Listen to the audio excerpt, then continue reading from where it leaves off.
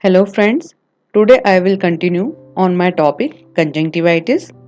This lecture includes trachoma and ophthalmia neonatorum. Chlamydial conjunctivitis is the type of infective conjunctivitis. This table shows the type of infection caused by chlamydia. This is a Jones classification of chlamydial conjunctivitis. There is a class 1. It is a blinding trachoma, also called hyperendemic trachoma, caused by serotypes A, B, BA, C of chlamydia trachomatis. It is associated with the secondary bacterial infection. It spreads from eye to eye by ocular discharge. Class 2 is a non-blinding trachoma caused by same serotypes, but it is not associated with the secondary bacterial infection, so it is mild disease. Class 3 is a paratrachoma caused by serotypes of D2K of chlamydia trachomatis. It spreads from genitals to the eye. It causes adult inclusion conjunctivitis or ophthalmia neonatorum. Now, trachoma.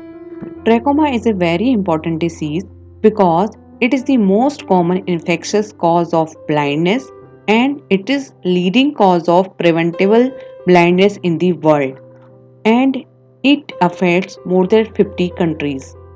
Trachoma is a chronic keratoconjunctivitis is characterized by a mixed follicular and papillary response of conjunctival tissue.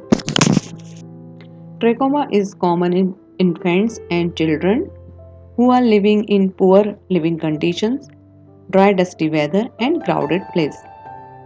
Source of infection is conjunctival discharge and it is spread by direct contact of the person, flies and material transfer. It is prevalent in Middle East, Southwest and Central Asia. Symptoms of trachoma are very minimum, but it presents as acute mucopurulent conjunctivitis in case of secondary bacterial infection. Initial infection is confined to the conjunctival epithelium and trigger an immune response. Recurrent infection with subsequent inflammatory response results in tissue destruction, scarring, cicatricial entropion with brachiasis, and corneal opacification. So it is blinding disease. Clinically, trachoma has two stages: active stage and cicatricial stage. In active stage, conjunctival congestion, conjunctival follicles, papillary hyperplasia, superficial keratitis, Herbert follicles, and pannus are the signs. And in cicatricial stage, conjunctival scarring, concretions, Herbert's pits, and corneal opacities are seen. Follicles are commonly seen in upper tarsus and the fornix. If on the vulvar conjunctiva, it is pathognomic. Red and velvety tarsus due to papillary hyperplasia. Conjunctival scarring may be irregular, star-shaped, or be linear. These are concretions. Now, corneal signs. Superficial keratitis may be seen in superior conjunctiva. Herbert's pits are formed after healing of Herbert's follicles in the limbal area.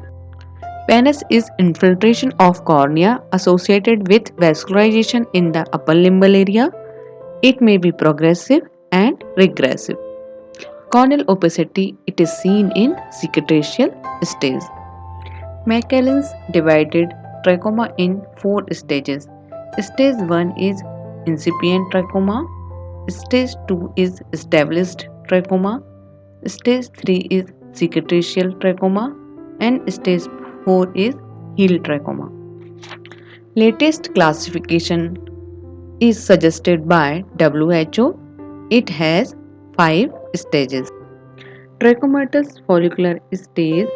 In this stage, 5 or more follicles of at least 0.5 mm in size on the upper tarsus plate should be present. In this stage, intense inflammation which obscures more than half deep tarsus vessels.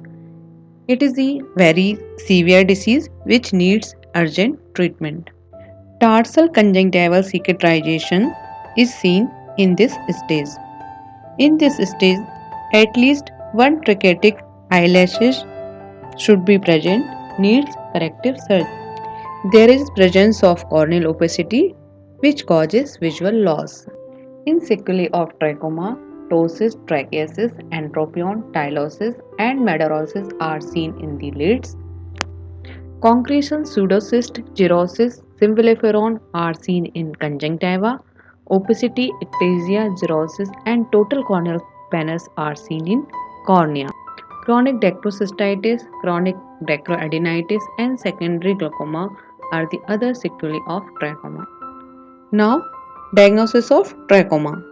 The clinical diagnosis of trachoma is made from its typical signs. At least two sets of signs should be present out of the following: conjunctiva follicle and papillae, pannus progressive or regressive, superior limbic keratitis, and signs of cicatrization or its sequelae. In laboratory diagnosis, conjunctival cytology, detection of inclusion body in the conjunctival smear by the Giemsa stain, ELISA, PCR can be done. For treatment of active trachoma, following topical and systemic regimes have been recommended. You can go through this slide. Treatment of trachoma sequelae. Concussion should be treated by hypodermic needle. Tracheasis may be treated by epilation, electrolysis, or the cryolysis. Entropion should be corrected by surgically, and gyrosis should be treated by artificial tear substitute. For the prevention of trachoma, following measures should be taken. Proper hygiene should be maintained. Second one is the blanket therapy, which is recommended by WHO in endemic areas. 1% tetracycle ointment BD for 5 days in a month up to 6 months. And then safe strategy.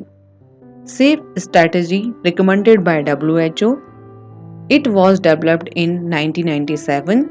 There are four-step approach. S for surgery for the entropion, A for antibiotics to control infection, F for facial cleanliness to prevent disease transmission, and E for environmental changes to improve sanitation and increase access to clean water. It's end of lecture.